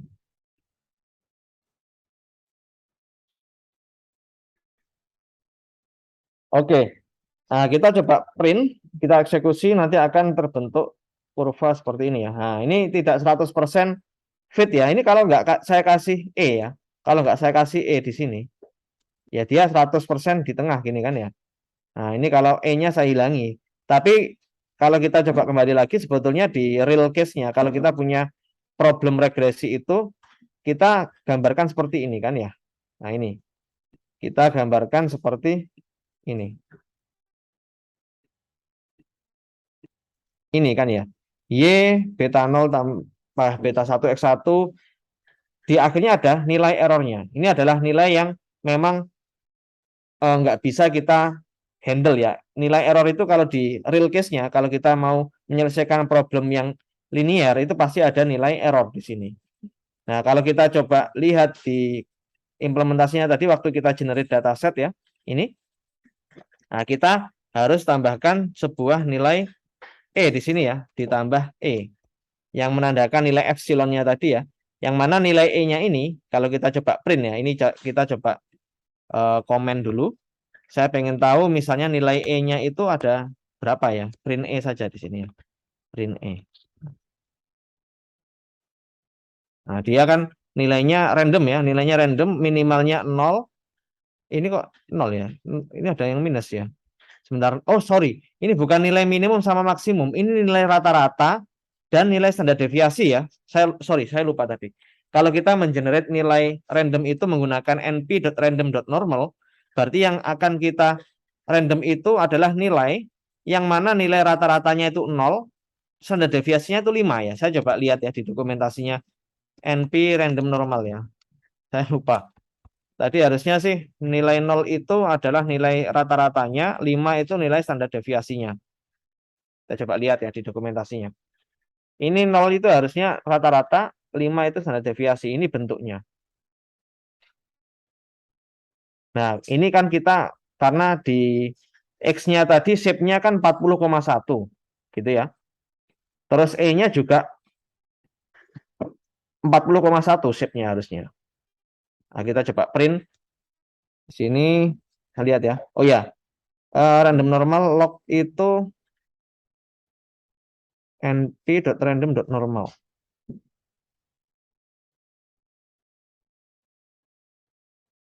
Ya, mu itu ya. Mu itu sebetulnya rata-rata nilainya ya harusnya. Mu sama sigma. Sigma itu standar deviasi kan ya. Berarti ininya parameter pertamanya tadi itu adalah standar deviasinya itu 5, rata-ratanya 0 ya, bukan minimum sama maksimumnya. Oke. Nah, E ini harusnya dia punya shape yang sama ya. Ini kita coba print shape dari E-nya. Shape E ini ya. Itu harusnya 40,1, X-nya juga 40,1. E sama X-nya sama-sama 40,1 kan. Nah, kalau kita masukkan di sini 3 dikali X ya, ditambah E, berarti kan ini X sama E ini dimensinya kan sama ya. Berarti nanti tiap indeks itu kita jumlahkan dengan E, ditambah dengan 4 ini. Gitu. Oke, ini kita coba hapus dulu. Ini kita uncomment lagi. Nah, kita coba show di sini. Jadi kalau kita coba gambarkan di sini ya, ini ada kayak nilai errornya nggak 100% fit ya di tengah ya. Oke, selanjutnya kita sudah membuat datasetnya kan ya. Kita sudah membuat datasetnya, kita coba membentuk model regresinya di sini. Ini saya coba kasih teks dulu. Linear regression. Ya. Ini saya kasih judul linear regression.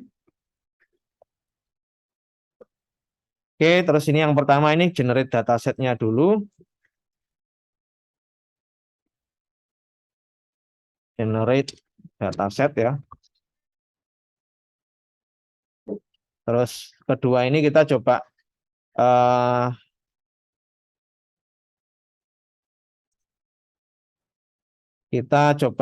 bikin ini ya train test split ya, train test split ya.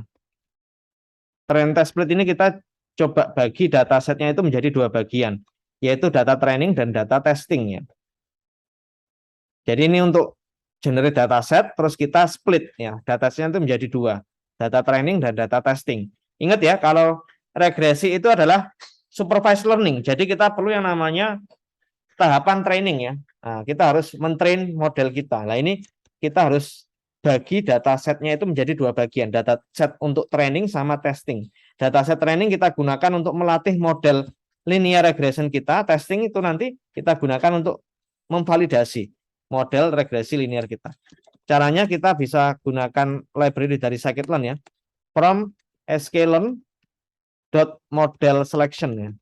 Seperti ini, kita import train test split ya. Nah, kita import train test split. Terus from sklearn.matrix ya. Ini kita gunakan untuk import ini mean square error ya, mean square errornya. Nah, ini kita gunakan untuk menghitung MSI-nya nanti.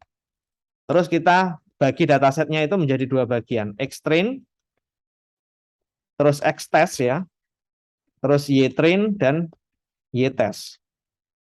Nah, itu sama dengan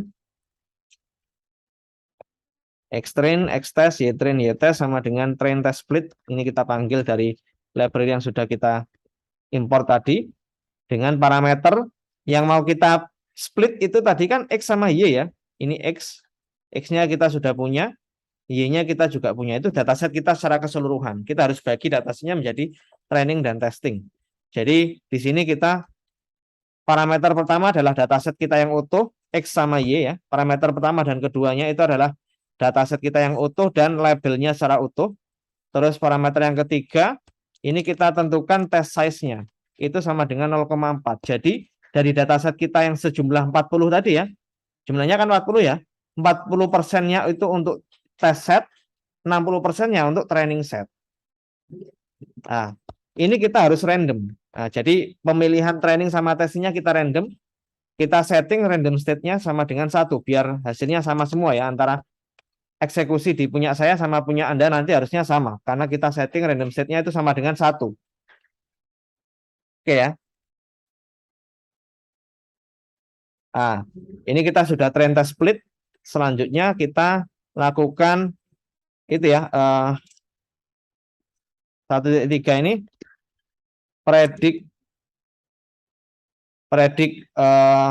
nilai beta ya, predik beta using linear regression in NumPy ya. Kita nggak bikin pakai scikit-learn untuk memprediksi betanya. Beta itu tadi ingat ya, beta itu untuk nilai bobotnya. Nah, beta itu harusnya ini kita punya nilai beta itu beta nolnya itu 4, ininya 3 ya, tapi memang tidak sama persis nanti. Oke. Nah, untuk mengestimate betanya ini ya. Nah, kita coba nah, ini kita bikin sebuah variabel X baru, nanti saya jelaskan. Ini kita panggil np.concatenate ya, concatenate. Dalamnya ini np.once. Nah, kita coba ambil xtrain.shape di sini, koma xtrain. Nanti saya jelaskan. Aksis sama dengan 1 ya. Oke, kita coba print dulu. Print x. Xtrain, ini belum saya eksekusi, sorry. Ini eksekusi dulu. Ini saya eksekusi. Oke, ini Anda bisa lihat.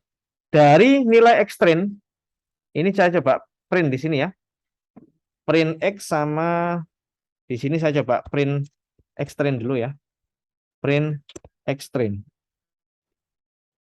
Ah, kalau kita print xtrain, dia kan hanya bernilai tiap observasi hanya bernilai 1 ya, bernilai 1 value, berisi 1 value, 4, 14, 10, 35 dan seterusnya.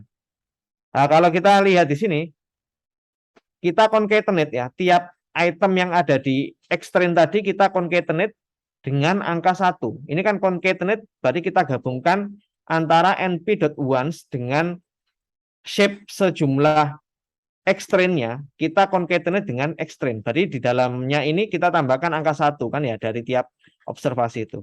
Tujuannya apa? Ada yang bisa bantu saya menjawab nggak? Kenapa kok saya tambahkan concatenate dengan 1 di sini?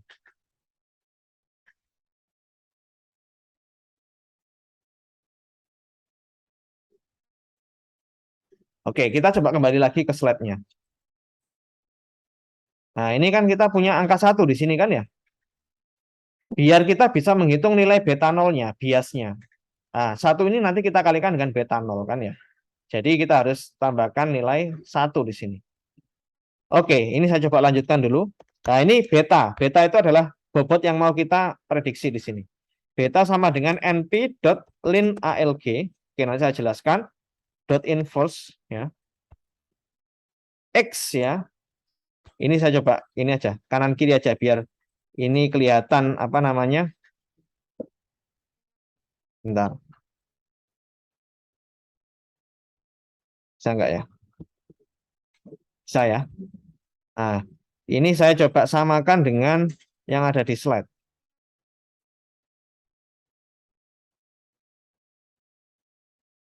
Nah, ini yang tadi, ini ya rumus untuk menghitung betanya kan ini ya.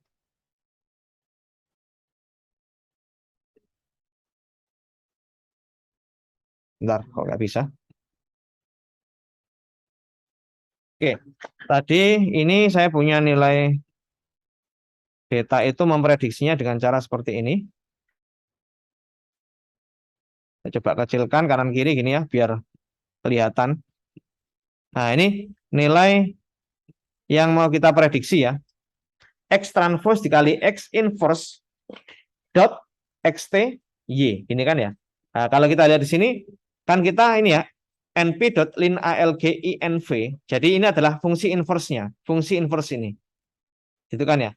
Di dalamnya ini, kita kalikan X itu dengan X transpose ya, dot X di sini. Nah, jadi X transpose, ini X transpose ya, dikalikan dengan X. Itu semuanya ada di fungsi ini, di dalam ini kan ya. Inverse itu ini ya, ini kan fungsi inverse ya. Nah, ini kan X transpose dikalikan dengan dot X. Gitu ya. X itu dapat dari ini tadi ya, xtrain yang sudah kita tambahkan item 1 di tiap observasinya. Setelah kita inversekan ya, di sini kita kalikan lagi. Ini kita Hasil inverse-nya kan ini ya. Kita kalikan lagi dot dengan X transpose ya. X transpose. Dikalikan lagi dengan Y train-nya. Nah, ya ini agak panjang, Bang. Ini kan ya. Jadi inverse dari X transpose dikalikan dengan X dikalikan dengan X transpose dikalikan dengan Y. Y train ya. Karena kita harus training modelnya itu menggunakan dataset training, bukan dataset testing.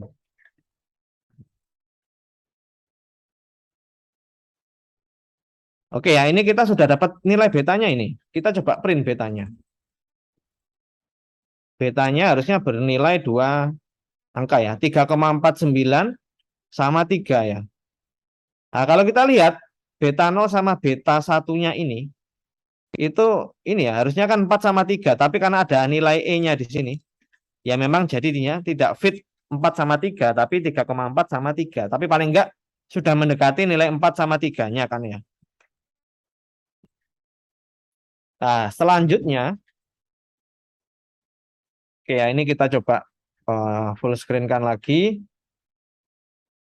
Ini kita sudah dapat nilai betanya. Kita coba gambarkan hasil linear regression kita ya. Nah, kita coba bikin variabel baru lagi. X sama dengan np.concatenate ya. Ini dalamnya ada np.once. np.once ya, kita juga lakukan ini di dataset itu kita, testing kita ya. xtest.shape ya, xtest. Nah, jadi dataset testingnya, xtest-nya itu kita juga tambahkan item 1 di depannya ya. Koma aksis sama dengan 1. Itu untuk xtest-nya ya. Terus ypret ini adalah y-head-nya sebetulnya ya. Ypret itu kita kalikan X ya. Jadi X yang hasil dataset testingnya ini kan kita punya nilai X ya. X itu kita kalikan dengan nilai betanya. Nah, kita dapat ypret. Nah, kita coba hitung MSE-nya. MSE-nya kita hitung dengan cara min square error ya. Parameternya y-test dengan ypret karena kita bandingkan antara y aktualnya dengan y hasil prediksinya ini kan ya. Oke, kita sudah dapat MS-nya. Kita print dulu MSE-nya. MSE-nya sama dengan MSE. Nah, MSE-nya 15,5 sekian. Kira-kira bagus atau jelek? Nah, kita rentangnya ya nggak bisa kita lihat ya. Sebetulnya kan nilai yang mau kita prediksi itu nilainya 0 sampai 40 ya. Nilai minimumnya itu 0, maksimumnya 40 kalau nggak salah tadi. Kan kita pakai np.range ini ya. Jadi kan ada 40 ya, mulai dari 0 sampai 40. Ya, MSI-nya 15. Ya, bisa dibilang bagus sih. Rata-rata mean square error-nya ya. Rata-rata square error-nya. Nah, ini kalau kita coba gambarkan pakai matplotlib ya. Bisa pakai plt.plot. Kita X-nya itu xtest, Y-nya itu y-test ya. Nah, ini kita coba gambarkan dulu. Seperti ini, bintang R. plt.show dulu. Nah, kita coba lihat xtest sama y-test-nya. Ini tadi kita sudah itu ya, bagi antara dataset training sama testingnya. Sekarang kita coba gambarkan dataset testingnya dulu. Ini dataset testingnya.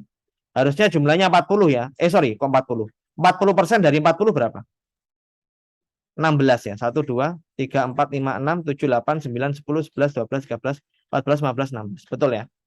Ini adalah dataset testingnya. Terus kita coba gambarkan pakai model regresi kita. X-test dengan Y-testnya. Nah, kita coba plotkan di sini.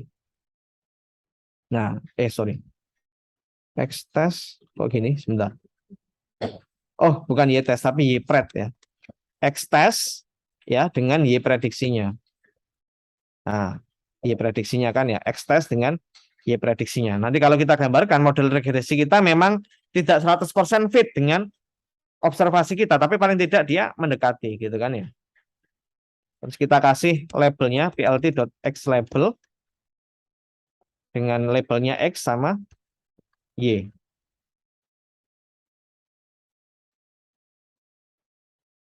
Oke, selesai. Gini. Ini kalau kita menggunakan cara yang manual, kita bikin dari awal gitu ya. Nah, kita pakai predict beta using linear regression in NumPy. Kita bisa juga gunakan yang pakai scikit-learn sebetulnya.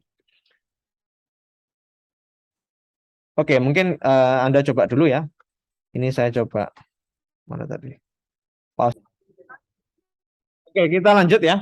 Kita akan menggunakan scikit-learn, fungsi linear regression di library scikit-learn ya. Ini sebetulnya sama saja. Nanti outputnya akan sama dengan yang sudah kita buat sebelumnya. Tapi ini kalau kita menggunakan scikit-learn harusnya lebih simpel ya. Karena kita nggak perlu bikinnya dari awal. Nah, caranya kita bisa import dari scikit-learn.linear model ya. Linear model, kita import linear regression. Seperti ini. Terus ini kita definisikan variabel untuk algoritma linear regressionnya ya. Biar nanti disimpan di variabel linreg ini sama dengan linear regression seperti ini. Terus kita fitkan ke dataset training kita. Nah, X-train dan Y-train. Oke ya. Nah, dari sini kita bisa dapat nilai bias sama nilai bobotnya ya. Caranya kalau untuk mendapatkan nilai biasnya ini kita sebut sebagai intercept sebetulnya ya. Intercept. Nah, nilai intercept itu nilai beta nolnya. Nah, interceptnya kita ambil dari linreg dot underscore intercept underscore seperti ini ya. Ini untuk interceptnya. Sedangkan untuk koefisiennya beta 1 sampai dengan beta n-nya ini kita bisa dapatkan dari linreg dot koefisien seperti ini. Nah, kita coba print. Nah, kita dapat nilai interceptnya sama nilai koefisiennya. Itu sama seperti yang sudah kita dapetin dari sebelumnya ya. Ini ya, nilainya sama ya. Nah, terus untuk memprediksinya ya. Untuk prediknya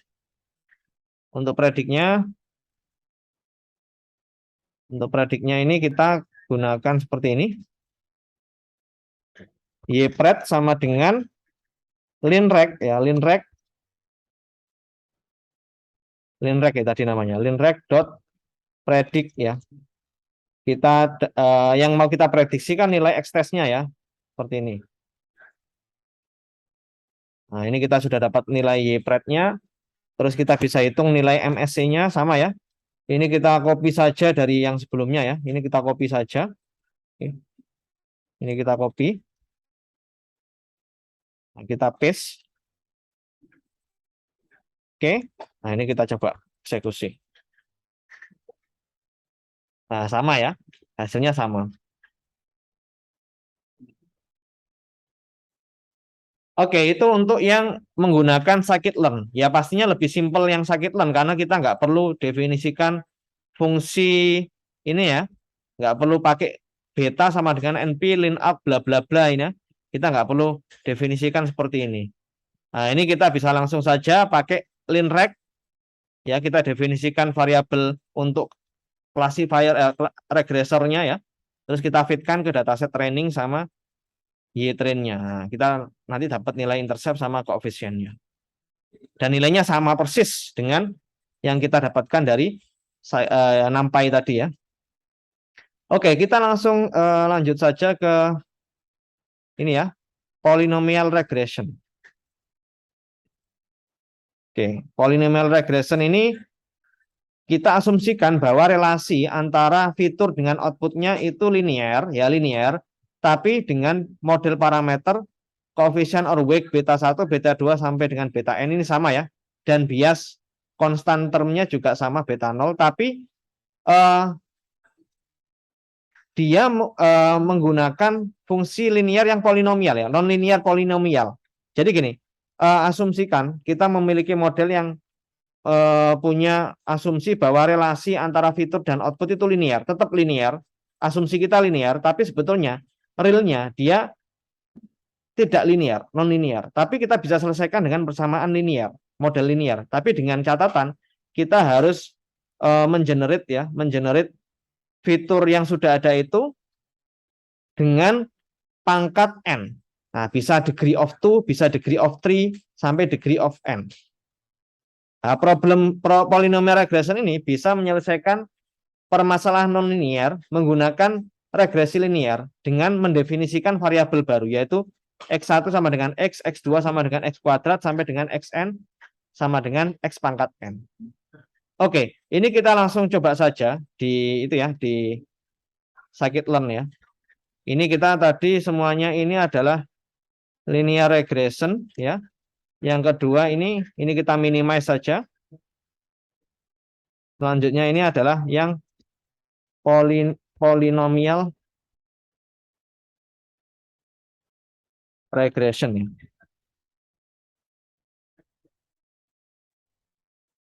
Oke, polynomial regression. Langkah pertama yang kita lakukan, yang polynomial regression ini kita sama ya, kita coba generate datasetnya terlebih dahulu ya. Ini kita generate datasetnya terlebih dahulu. Yang pertama 2.1 generate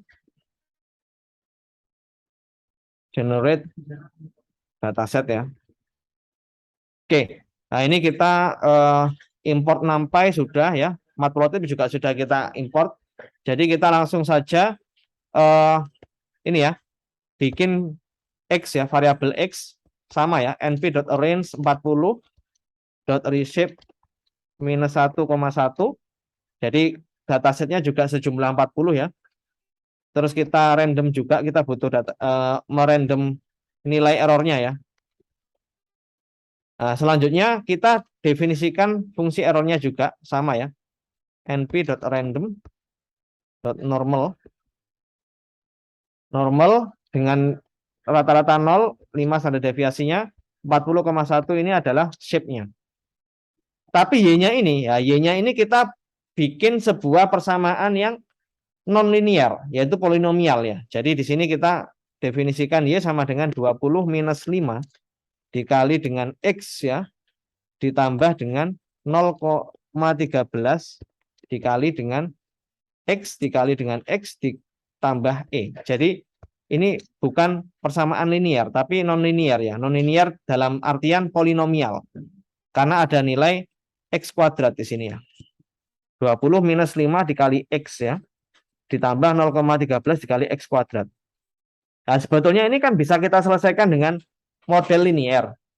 Kita anggap bahwa ini adalah X1, ini adalah X2 sebetulnya kan ya. X1 sama X2. Yang mana X2 itu sebetulnya adalah X1 kuadrat. Oke, kita coba plot dulu datasetnya ya. Kita plot X, Y-nya dulu. Seperti ini. Kita show dulu ya.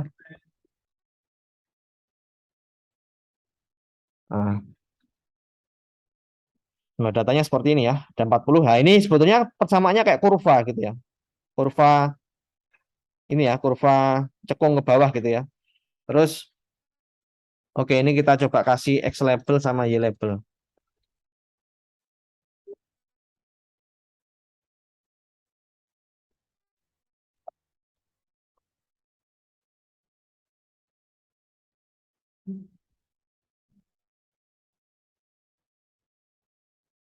Oke ya, ini sudah kita generate datasetnya. Nah, ini kita nggak bikin dari secara manual, kita langsung pakai scikit-learn saja ya. Oke, nah, ini kita sama ya, ini generate dataset sudah. Ini kita coba tambahkan teks lagi. Yang 2.1 ini kita 2.2 ya. 2.2 tadi train test split ya, train test split. Train test split ya, kita train test split di sini. Oke. Nah, ini kita bisa gunakan ini ya, sama seperti sebelumnya. Kita copy saja. biar nggak terlalu lama. Ini kita copy. Ini kita copy. Kita sudah dapat nilainya. Ini kita hapus saja. Oke, ini kita sudah trend test split. Setelah itu kita coba ini ya, lakukan yang 2.3 ini.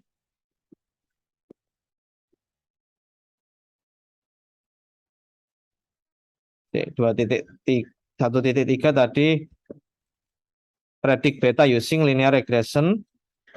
Jadi ini predict beta using polynomial regression ya. Predict beta using linear regression. Yang 2.3 ini. Oke. Oke, caranya gimana? Ini kita coba import dulu library dari scikit-learn ya. From sklearn dot preprocessing. From sklearn dot preprocessing import polynomial features. Seperti ini. Terus kita bikin variabel namanya polyfit. Polyfit ini dia akan memanggil polynomial features ya. Ini kita gunakan untuk mengenerate fungsi polinomial gitu ya dari dataset yang sudah kita punya, dataset trainingnya ya. Oke, ini polynomial features-nya ini punya parameter degree-nya sama dengan 2. Ini sebetulnya parameter yang bisa kita atur ya. Tapi kita asumsikan bahwa dataset kita sebelumnya tadi memiliki degree of 2 kan ya. X2-nya ini kan dia X kuadrat ya. Jadi di sini kita tentukan degree-nya sama dengan 2. Tapi sebetulnya di real case-nya bisa jadi kita nggak tahu degree-nya berapa. Kita bisa coba-coba nanti. Nah, kita tuliskan include bias-nya sama dengan false ya. Oke, include bias-nya ini false biar nggak ada angka 1 di dalam di pertamanya. Di item pertamanya. Oke, nanti kita coba kalau kita terukan ya. Selanjutnya ini kita extrain poly. Jadi dataset training yang sudah kita punya tadi, kita coba generate polynomial features-nya dengan cara memanggil polyfit ya. Polyfit dot fit transform ya, dot fit transform. Nah, kita ambil dari extrain.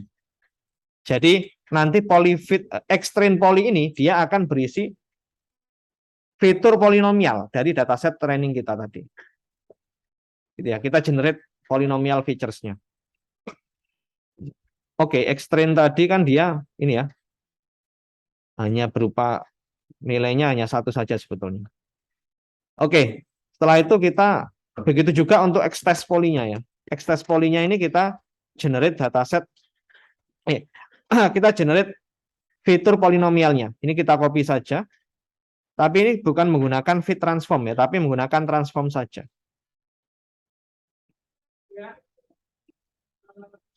Ini kita ganti dengan extest. Karena fit transform ini kita generate polynomial feature-nya itu harus asumsinya dari dataset training ya, bukan dataset testing. Oke, ini kita generate dulu. Oke. Selanjutnya ini kita akan selesaikan menggunakan linear regression ya. Ini kok linear regression poly. Oke. Nah, ini kita coba selesaikan. Kita definisikan variabel linear itu nanti memanggil linear regression ya. Sama seperti sebelumnya sebetulnya. Ini kita bisa copy saja sih. Yang sebelumnya ini penyelesaiannya sebenarnya sama kayak linear regression. Cuman kita harus generate polynomial features-nya dulu. Nah, ini kita coba copy saja ini. Ini kita copy ya. Ini kita paste di sini. Nah, cuman kita ganti fit-nya ini bukan extrain sama y-train, tapi extrain-nya ini kita ganti dengan extrain poly ya, yang sudah kita generate tadi. Y-train-nya sama. Y-train-nya sama. Terus kita coba cetak intercept sama koefisiennya. Oke. Kita dapatkan biasnya itu 22, sekian. Koefisiennya untuk fitur yang X-nya itu minus 5, X kuadratnya 0,14.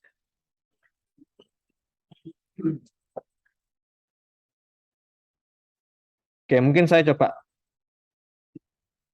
Oke, kita lanjutkan untuk ininya, eh testingnya gitu ya. Kita sudah memprediksi betanya ini yang keempat tadi. Oh, oke ya. Kita sudah punya nilai intercept sama koefisiennya. Selanjutnya ini kita coba prediksi ya, predik Y-nya ya. Predik Y-nya. Oke, ini sebetulnya sama juga dengan yang sebelumnya. Ini saya copy saja. Ya, ini saya copy dari yang ini, yang apa? 1.4 tadi ya. Ini saya copy, saya paste di sini. Nah, kita coba ganti ini X-testnya kita ganti dengan X-test poly. Terus Y-testnya juga Y-testnya nggak usah ya. Terus eh, kita coba hitung R square-nya ya di sini ya. Kita tadi belum hitung R square-nya ya. R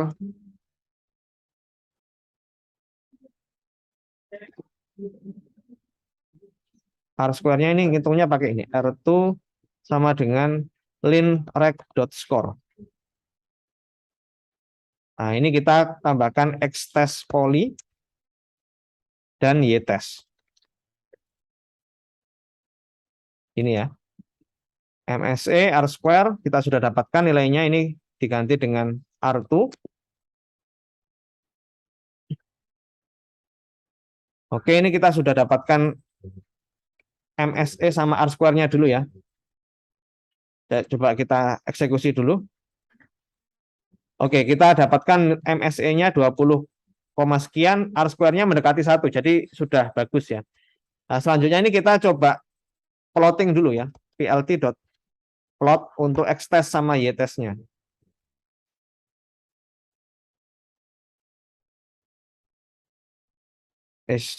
Belum pakai.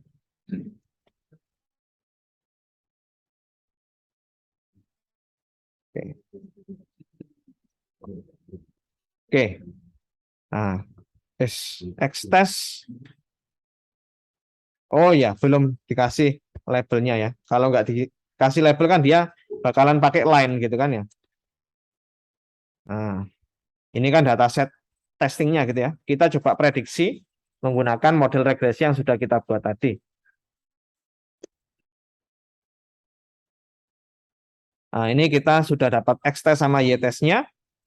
Nah, kita coba bikin variabel baru, XX di sini. Oke, XX ini merepresentasikan polynomial features-nya sebetulnya. Nah, kita coba np.arrange.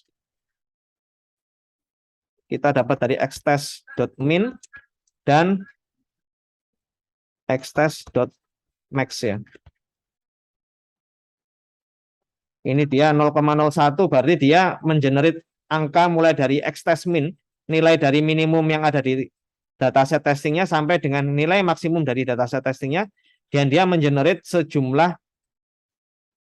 jumlahnya kita nggak tahu ya. Yang penting ini kita tahu minimum sama maksimumnya, terus kenaikan angkanya dari nilai x-test sama x-test min sampai dengan x-test max-nya itu kenaikannya 0,01 di sini.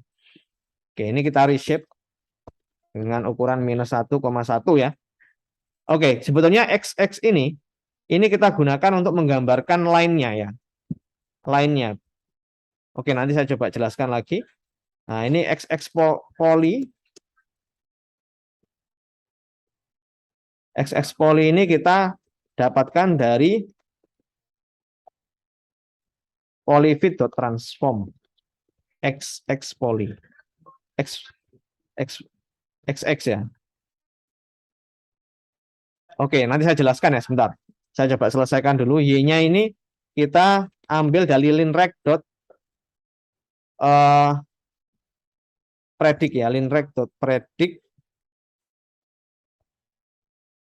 dengan XX poly. Seperti ini.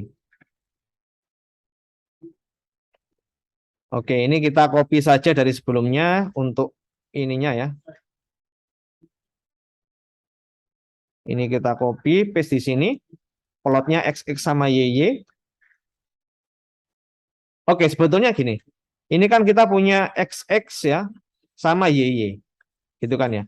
Sebetulnya XX sama YY ini kita gunakan untuk menggambarkan line dari hasil regresinya. Karena kalau dari data kita sebetulnya kan dia tidak benar-benar linear kan ya. Dia kan nggak linear, tapi dia bentuknya kurva kayak gini kan ya. Kalau kita mau memprediksi angka di antara ini sama ini kan minimum sama maksimumnya kan ya. Minimumnya itu 0, sorry bukan 0 ini ya, tapi mungkin sekitar 1 ya. Maksimumnya kan 40. Jadi dari tiap rentang itu, x test min sama x test max ini kita generate angka dengan perbedaan 0,01 dari satu data ke data yang lainnya. Terus ini kita generate nilai polinomial features-nya dari tiap x-nya itu. Nah, begitu juga dengan y-nya. Ya, y-nya ini kan dia hasil prediksinya kan ya.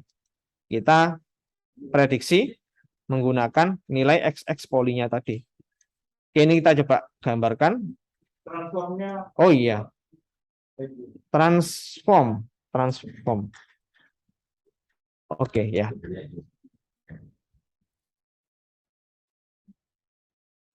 Bentar, ini kenapa warnanya kok? Oke. Saya tadi plt.plot xx y. Oh, ini saya pakai red soalnya ya. Kalau kita nggak pakai gini, harusnya biru nanti warnanya. Oke.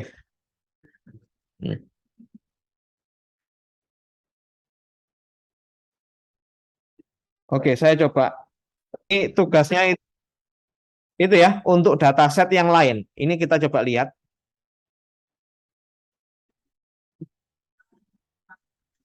Ini ya. Assignment-nya ini Anda silakan menggunakan dataset yang disediakan oleh scikit-learn, yaitu dataset Boston House Price Data. Jadi ini kita gunakan untuk memprediksi harga rumah di kota Boston ya. Untuk datasetnya ini ada 13 features ya, bukan hanya satu features, tapi ada 13 features. Mulai dari per capita crime rate by town ya. Jadi ini anggap saja ini adalah jumlah crime ya, kejahatan di kota itu ya. Terus ZN ini apa? Proportion of residential land zone of for lots over 25,000 square feet. Ya, intinya ini ada 13 fitur ya yang kita gunakan untuk memprediksi output ya, output dari harganya. Nah, setelah itu yang Anda harus lakukan, Anda harus melakukan yang namanya data pre-processing terlebih dahulu. Bisa menggunakan scaling ya, bisa menggunakan min max scaler, bisa menggunakan standard scaler untuk itu ya, menormalisasikan atau menstandarisasikan dan men-scalingkan data tiap fiturnya. Karena kita tahu, tiap fitur ini pasti memiliki range yang berbeda. Scale-nya pasti berbeda kan ya. Nah, Anda bisa menggunakan min-max scaler atau standard scaler ya untuk menyamakan scale dari tiap fiturnya. Jadi data pre-processing-nya harus Anda lakukan terlebih dahulu. Atau Anda juga bisa menambahkan itu ya, apa namanya, kayak noise removal ya, mendeteksi adanya outlier atau tidak ya. Nah, itu Anda bisa juga gunakan di sini ya. Atau mendeteksi nul ya, kalau ada nilai nulnya mungkin, nah Anda bisa lakukan pre-processing terlebih dahulu. Setelah itu, Anda bisa memilih kira-kira fitur mana saja yang mau Anda pertimbangkan untuk memprediksi nilai outputnya. Anda bisa eksperimen ya, sendiri, apakah menggunakan semua fiturnya atau beberapa fitur saja untuk mentrain model regresi linear Anda. Setelah itu Anda gunakan ini ya, trend test split dengan 60% data itu digunakan untuk training ya, sedangkan 40%-nya untuk testing. Jadi sama ya, trend test split dari data yang sudah Anda dapatkan dari Boston itu, Anda trend test split dengan 60% sebagai training, 40%-nya sebagai testing. Dan random state-nya ini kita gunakan 1. Nah, terus Anda perlu mengevaluasi modelnya menggunakan mean square error dan R square. Ya, yang the best model is characterized by using the smallest MSE. Kalau Anda mendapatkan nilai MSE yang paling kecil dan nilai R square paling tinggi, maka model regresi linear Anda dan step pre-processing Anda sudah bagus gitu ya. Lah bagaimana cara membaca datasetnya? Ini Anda bisa gunakan potongan code di sini ya. Anda bisa dapatkan datanya itu dari from scikit-learn.datasets import load Boston. Terus Boston sama dengan load Boston, feature sama dengan Boston.data. Jadi Boston ini nanti berisi dataset X-nya gitu ya. Boston the target ini labelnya gitu ya, atau apa kok label, nilai harganya, harga tiap rumahnya itu ya. Nah, terus di sini dot shape ya, itu untuk mengetahui ternyata kita punya 13 fitur dan observasinya ada 506. Terus untuk target dot shape-nya pasti dia sebanyak 506 kan, karena observasi kita sebanyak 506. Jadi ini untuk tugas yang harus Anda kerjakan dan Anda kumpulkan minggu depan gitu ya. Nanti saya akan buatkan link submission-nya di ULS. Nanti cara penilaiannya, yang mendapatkan nilai MSE paling kecil dan nilai R-square paling tinggi itu akan mendapatkan nilai 100 gitu ya. Nanti saya akan menilai berdasarkan nilai MSI sama R-square-nya. Jadi Anda silakan berkompetisi dengan teman Anda coba setting bagaimana data preprocessing yang paling optimal. Nanti yang mendapatkan R-square paling tinggi dan MSE paling rendah, ya, itu yang akan dapat nilai 100. Ya. Oke, mungkin ada pertanyaan terkait dengan tugasnya. Nanti saya akan coba lihat ya. Nanti saya akan lihat dari code Anda. Yang Anda kumpulkan adalah file notebook-nya ya, file notebook-nya. Nanti saya coba lihat yang mendapatkan nilai MSE paling rendah atau R-square paling tinggi, itu nanti yang dapat nilai 100. Gitu ya. Kalau yang jelek gimana MSI-nya? Ya, pokoknya nanti bertahap ya. Kalau yang paling tinggi peringkat 1 ya dapat 100, peringkat 2 dapat 99 gitu ya. Peringkat 3 dapat 98, tapi nanti itu akan berhenti di 80 mungkin ya. Yang setelah itu ya 80 gitu. Ya, kan kalau turun terus kan kasihan ya. Yang urutan terakhir kan dapat nilai berapa? 60 ya, kan ada 30 mahasiswa 70 ya. Nanti mungkin berhentinya di 80 gitu ya. Selama nilai apa codingan Anda nggak error ya. Kalau dieksekusi error ya nggak dapat nilai 80 gitu. Oke. Saya kira fair ya, karena kan 80 berhenti kan nilai Anda kan masih AB ya. Oke. Mungkin ada pertanyaan dulu?